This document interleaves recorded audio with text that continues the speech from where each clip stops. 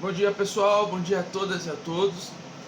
Professor Murilo aqui falando e estou gravando esse material então para fazer com vocês aí a leitura e alguns comentários a respeito do último material que eu estou mandando para vocês para ajudá-los aí na realização das atividades do diário de aprendizagem do quarto bimestre da disciplina de História, tudo bem? Então olha só, para quem aí acompanhou os nossos materiais, com certeza conseguiu fazer as atividades do diário de aprendizagem com uma maior atenção, conseguiu compreender melhor os assuntos que essas atividades abordavam, tá? E hoje nós encerramos aí com esse material essas atividades do quarto bimestre e as atividades do ano letivo também, né? As atividades do diário de aprendizagem do ano letivo. Nós agora temos algumas outras atividades, como o nosso mês aí da consciência negra, né?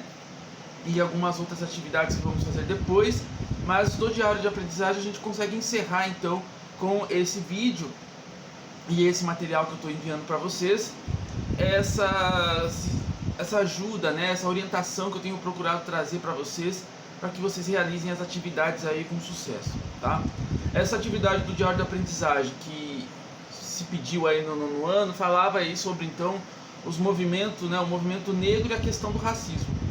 E eu achei interessante fazer então alguns materiais que fizessem uma comparação entre o que aconteceu na história dos Estados Unidos para o que aconteceu no Brasil, tá? No material anterior nós falamos um pouquinho como se deu a abolição da escravidão nos Estados Unidos, né?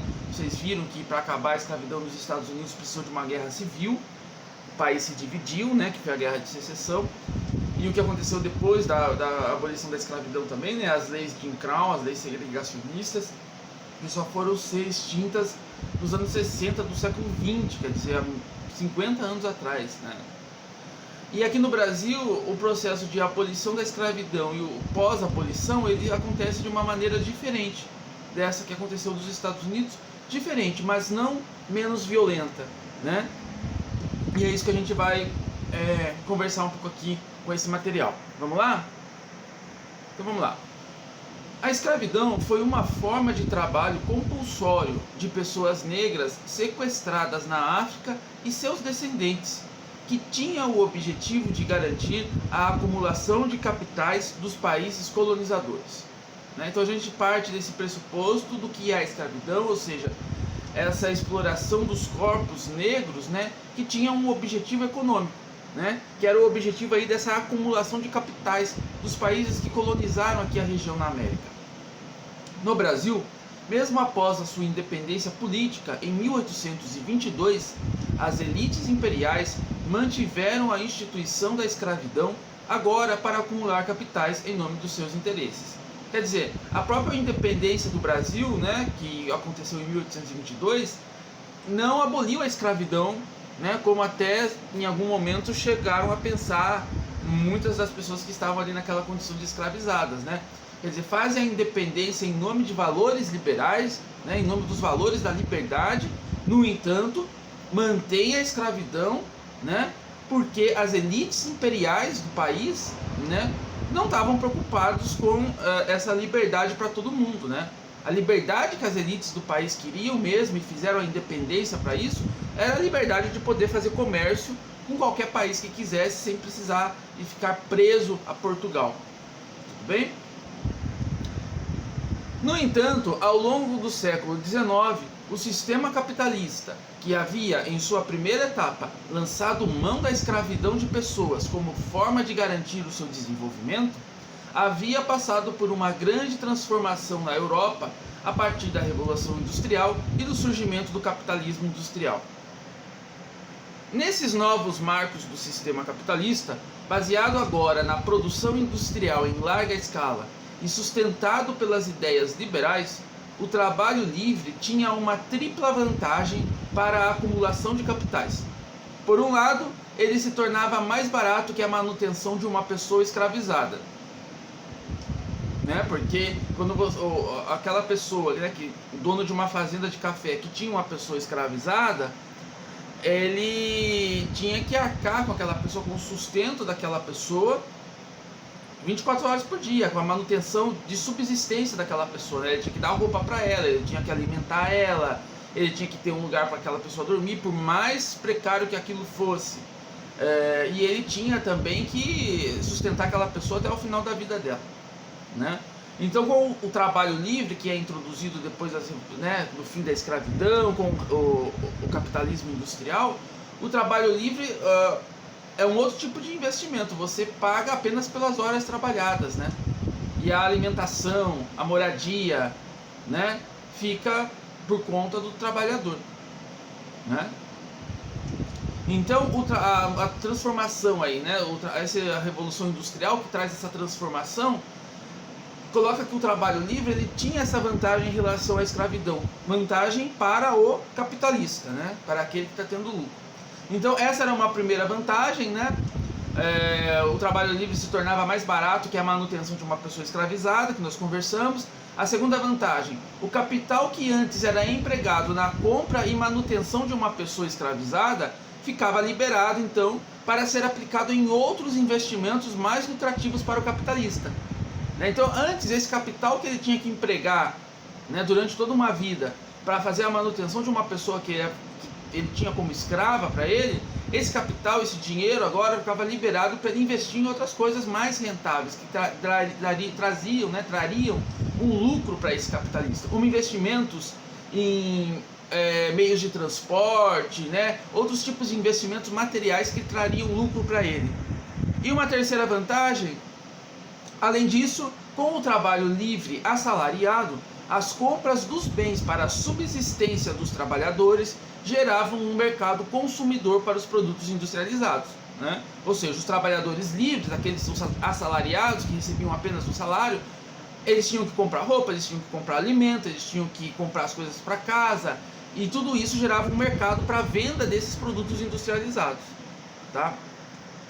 É sob esse espírito, então, galera, que as potências capitalistas, Inglaterra sobretudo, passam a levantar a bandeira do abolicionismo, isto é, do fim da escravidão. Evidentemente, as reais motivações que os faziam defender a abolição, questões econômicas, não apareciam na defesa que faziam do abolicionismo, né? Quer dizer, então é por um motivo econômico que passa a se defender o fim da escravidão, não por uma questão moral. Mas eles não podiam chegar nos jornais, né, na opinião pública, e dizer que agora não compensa mais financeiramente manter a escravidão, vamos acabar com ela. Eles não fariam isso, né? Então os argumentos que eles utilizavam para defender o fim da escravidão foram a defesa das ideias liberais e, né, de liberdade da pessoa e o moralismo, né? Então vem aí essa coisa, olha, isso é um absurdo manter uma pessoa escravizada, mas a gente sabe, né, que os interesses deles eram apenas interesses econômicos. Pressionado por essas transformações no sistema capitalista, o Brasil passou pelo século XIX por um processo de modernização capitalista, ao mesmo tempo em que sua base econômica ainda se mantinha pelo trabalho escravo e a produção de gêneros agrícolas para exportação, agora o café. A urbanização e as abolições ocorridas em outros países, como os Estados Unidos, também influenciaram camadas médias da população brasileira que viviam nas cidades e passaram a defender o fim da abolição, o fim da escravidão. Errei aqui, é o fim da escravidão. Outra pressão para o fim da escravização veio dos próprios negros escravizados. No fim do século XIX, fugas e reações à escravidão deixaram claro para os escravistas que os negros não aceitariam mais o cativeiro. O Brasil foi o último país a abolir a escravidão, às portas da chegada do século XX. Então, quer dizer, esse movimento para a abolição ele começa a ser intensificado ao longo do século XIX, né?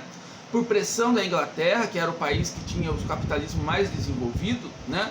E também as abolições que foram acontecendo em outros países, como os próprios Estados Unidos, influenciaram aqui no Brasil, né? Ao mesmo tempo, o Brasil, durante o século XIX, vai deixando de ser apenas um país mais agrário, né? Deixando de ser apenas um país mais rural, e vai aí passando por um processo de modernização e urbanização, ou seja, o crescimento de grandes cidades, né? Nessas grandes cidades vai passar a viver uma população que está um pouco distante do trabalho escravo rural, do campo, né? Das fazendas de café. E essa população é uma população que está mais, essa população da cidade, né? é uma população, é uma classe média que está mais antenada com as ideias modernas daquela época, que eram as ideias liberais.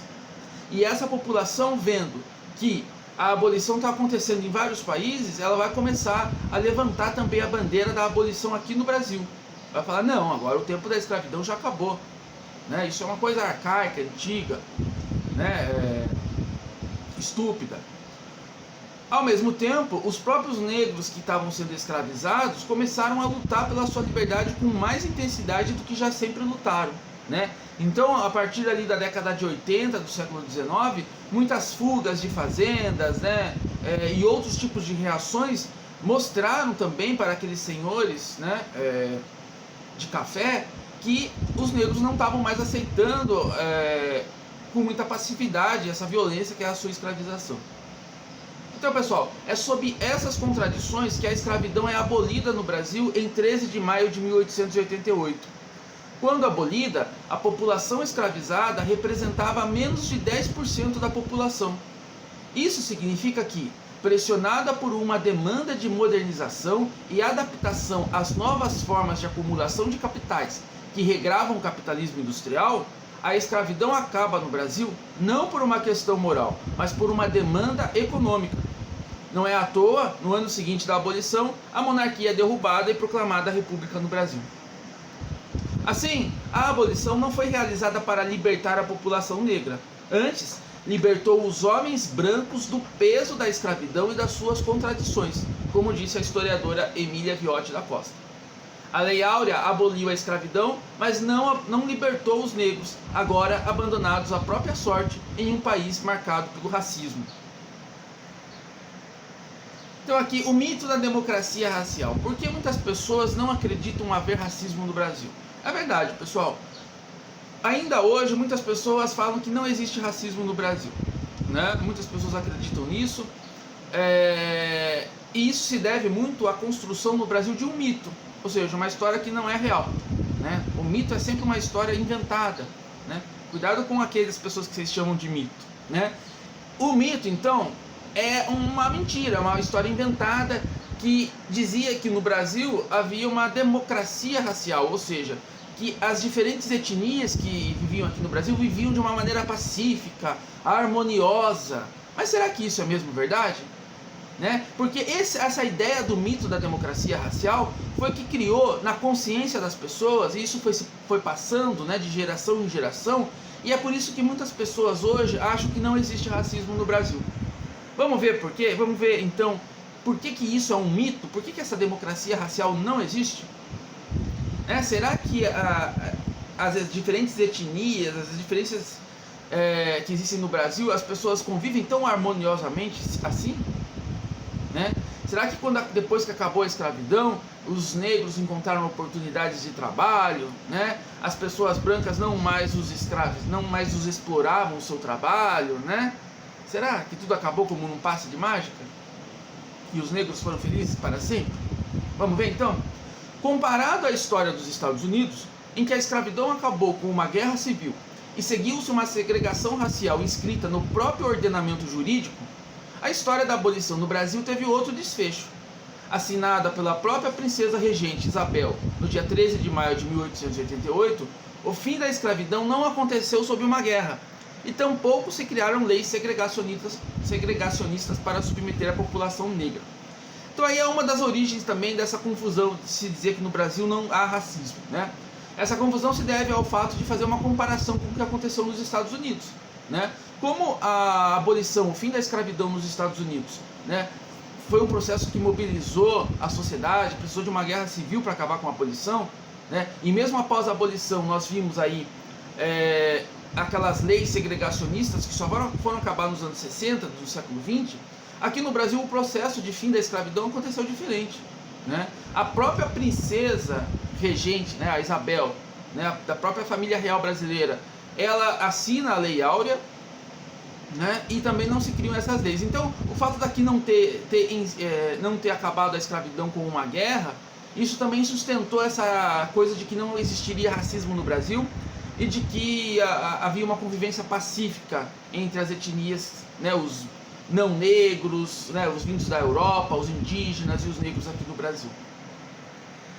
Além disso, a ideia de que o povo brasileiro é uma composição da mistura de raças, a miscigenação, foi vista como um fator que negaria a existência de negros e negras no Brasil. Aqui uma outra coisa muito importante, galera, né?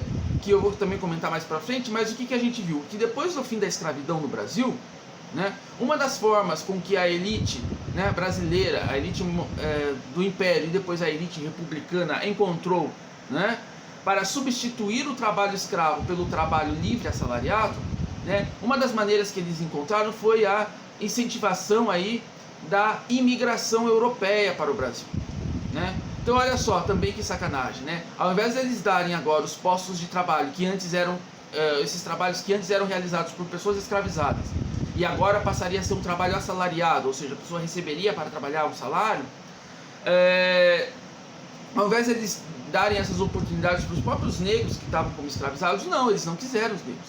Eles quiseram trazer de fora trabalhadores da Europa, brancos, europeus, para trabalharem nos trabalhos assalariados, tanto no campo quanto nas indústrias que começaram a surgir depois no Brasil. Então, a população que vinha como imigrante, né, os brancos europeus que vinham para cá como imigrante, que era uma população pobre também, que estava desempregada lá na Europa, essa população acabou tendo aí os melhores postos de trabalho em relação aos negros que ficaram abandonados, né? Mas a gente vai ver que um dos propósitos das elites brasileiras em trazer os trabalhadores brancos como imigrantes para trabalhar aqui no Brasil era não apenas de dar esses postos de trabalho para eles, mas também de promover um branqueamento da população brasileira, né? Então eles apostaram alto na miscigenação, né? O propósito deles era extinguir a população negra do país, né? Isso prova como o racismo era muito forte no Brasil depois da abolição também, né? E daí se cria essa ideia de que o Brasil, o povo brasileiro é um povo miscigenado, né? A mistura de raças, que de fato, né, gostando ou não, nós somos uma mistura de raças, né? Desde a colonização. Mas, e essa ideia de que o Brasil, né, é um país miscigenado, né, ou seja, a mistura de raças que compõe o povo brasileiro, essa ideia sustentou de que aqui no Brasil não haveria negros, né? Não haveria negros porque todo mundo é misturado. E a gente ouve muito isso hoje, né? Ah, mas todo mundo tem o sangue negro. Sim, todos temos sangue negro sim, mas isso não quer dizer que não existam pessoas negras no Brasil, né? Segundo essa ideia da miscigenação, sobre a ideia da miscigenação, né, Gilberto Freire, um importante autor brasileiro do início do século XX, escreveu um livro clássico chamado Casa Grande e Senzala, e defendeu que a miscigenação seria uma confraternização de raças, como se o encontro entre índios africanos e europeus, os povos que constituíram o país, e o povo brasileiro tivesse sido harmonioso, pacífico, e as relações tivessem se desenvolvido em igualdade de condições. Então, essa ideia da miscigenação, ela traz, né, atrás dessa ideia tem-se uma noção de que a miscigenação seria uma prova da convivência harmoniosa e pacífica entre essas raças no Brasil, né? O próprio Gilberto Freire, que é esse autor que elabora essa ideia melhor, né, ele fala que a miscigenação seria uma confraternização de raças, como se essa convivência mesmo tivesse sido pacífica e harmoniosa. Mas será que foi mesmo? Vamos lá. Sabe-se, no entanto, que a miscigenação não se deu dessa forma e que as relações entre portugueses, africanos e indígenas não se davam em igualdade de condições.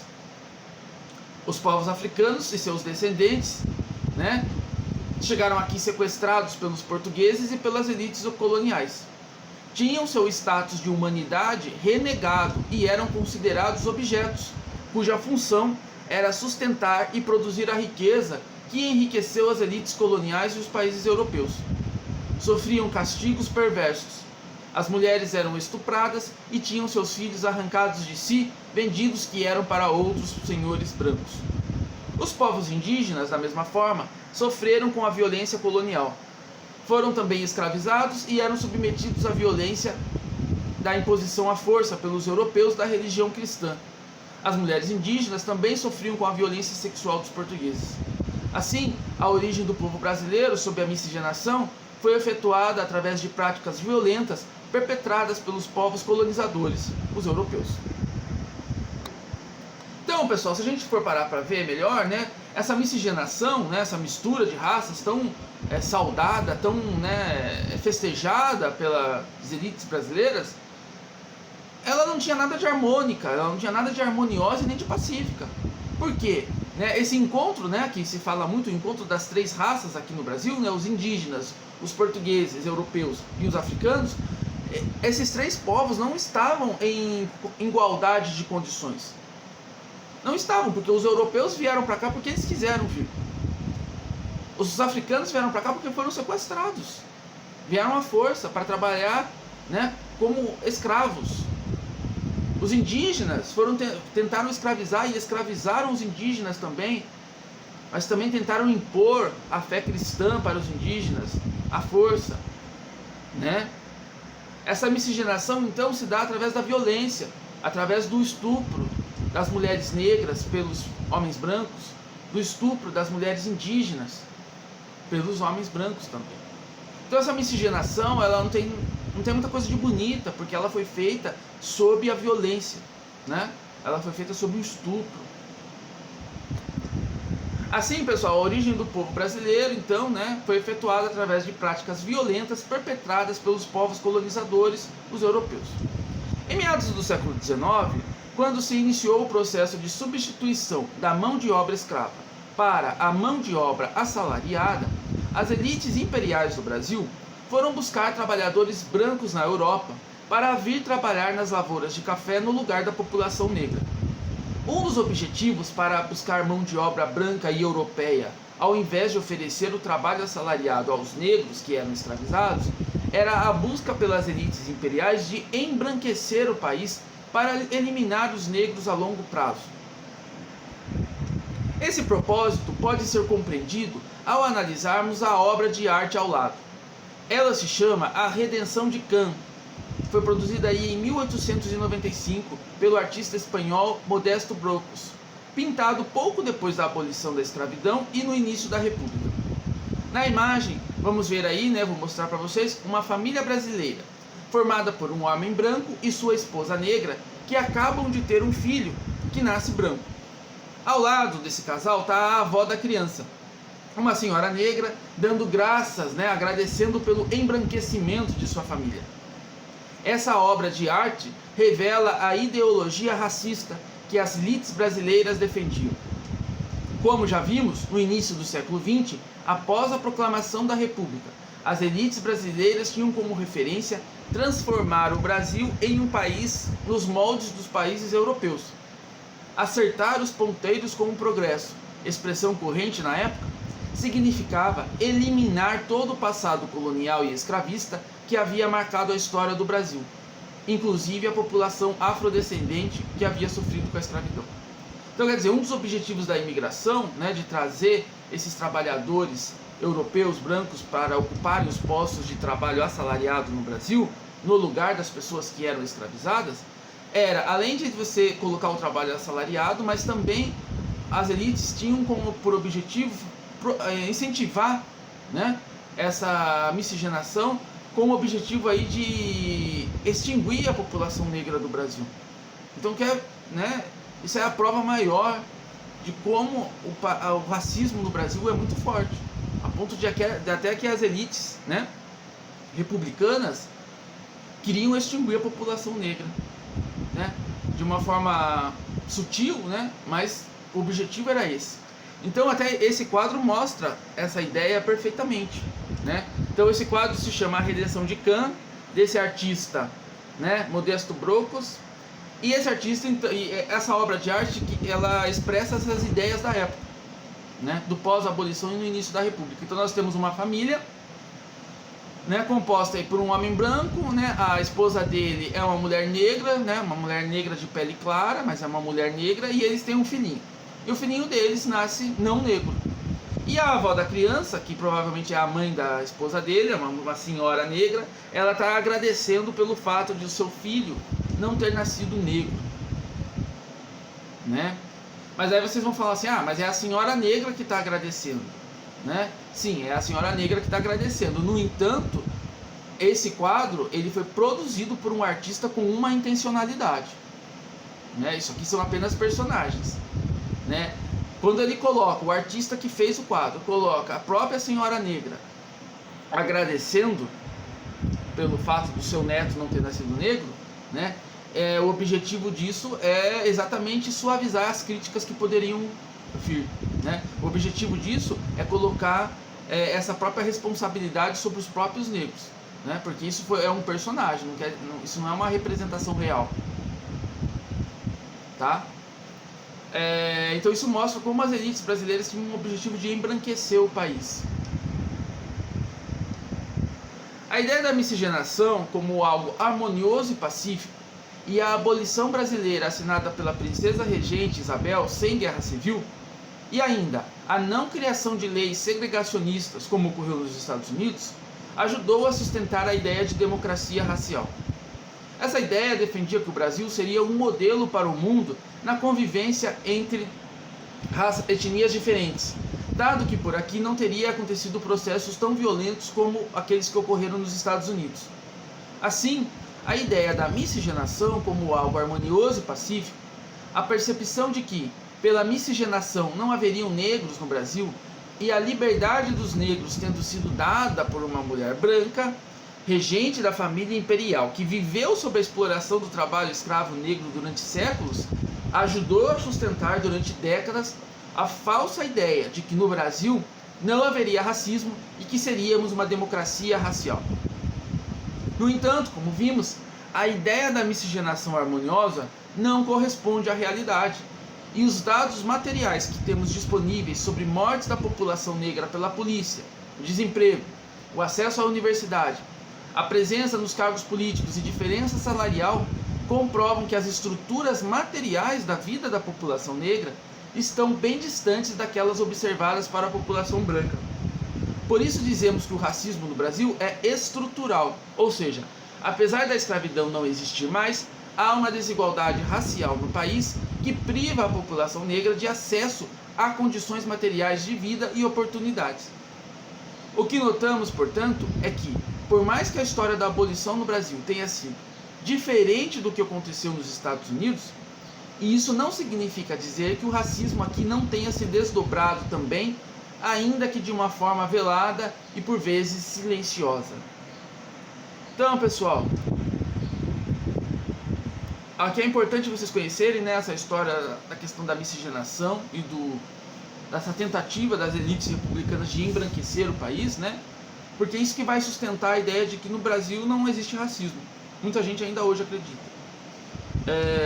Mas o racismo no Brasil, então, né, ele vai acontecer pela própria estrutura da sociedade, né, além das manifestações individuais também. Então, pessoal, espero que com isso vocês consigam realizar os trabalhos.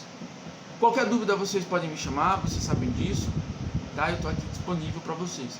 Então, um abraço, fiquem bem e até mais.